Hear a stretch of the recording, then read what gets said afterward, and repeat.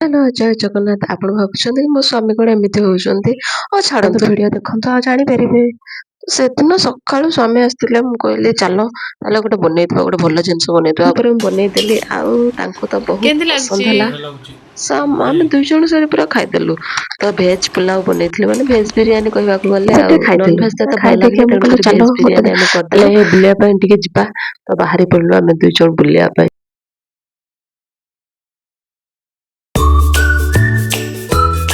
ଡେଷ୍ଟିନେସନରେ ପହଞ୍ଚିଗଲୁ। ଆପଣ ଲାଷ୍ଟ ପର୍ଯ୍ୟନ୍ତ ଦେଖନ୍ତୁ ଆଉ ଜାଣିପାରିବେ ଆମେ କୋଉଠି ଯାଉଛୁ। ତ ଇଏ ସବୁ ରାସ୍ତା ଅତିକ୍ରମ କରିକି ତାପରେ ଆମେ ପହଞ୍ଚିଗଲୁ ସେ ଜାଗାକୁ। ଦେଖନ୍ତୁ କେତେ ସାରା ମାଙ୍କଡ଼ ସବୁ ଅଛନ୍ତି।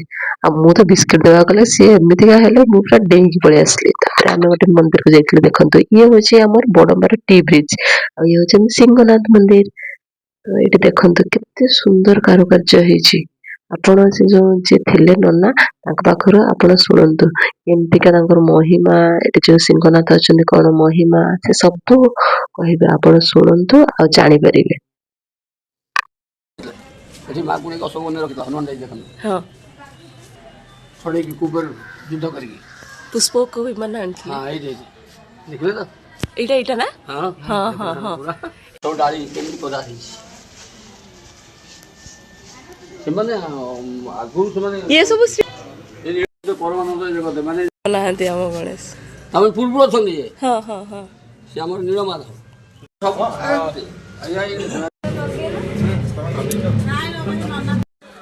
ମା ପାର୍ବତୀ ହଁ, ଏପଟେ ମହାଭାରତ ପୁସ୍ତକ କଂସ ପଠେଇଥିଲା। ବାମନ।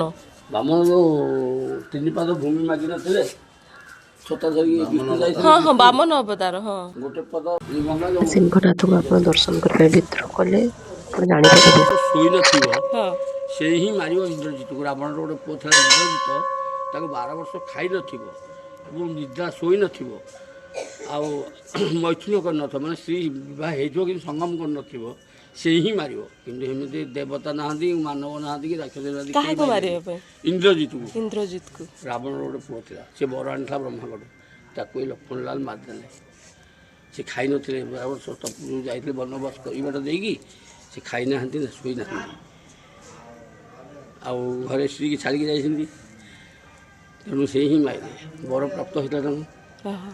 ତେଣୁ ତାଙ୍କ ନାଁ ଦିଆହେଲା ସିଂହନାଥ। ସେ ରାମଚନ୍ଦ୍ର ନିଜେ ଦେଇଛନ୍ତି ସିଂହନାଥ। ତାହେଲେ ସେଗୁଡ଼ା କିଏ ଇଏ କରିଥିଲେ?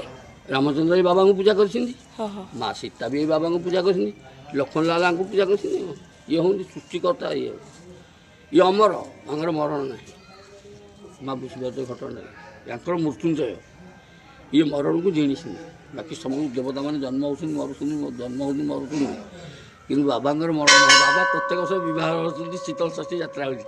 ଏଇଠି ଆପଣ ହଉଛି ଜାଣୁଥିବେ, ଅସୁବିଧା। ହଁ। ଜଗନ୍ନାଥ ବୁଝିପାରିଲେ? ମନ୍ଦିର ଲକ୍ଷ୍ମଣ ପାର୍ବତୀ ପ୍ରତିଷ୍ଠା ଗଲେଣି କରିଥିଲେ, ମାନେ ବସେଇଥିଲେ।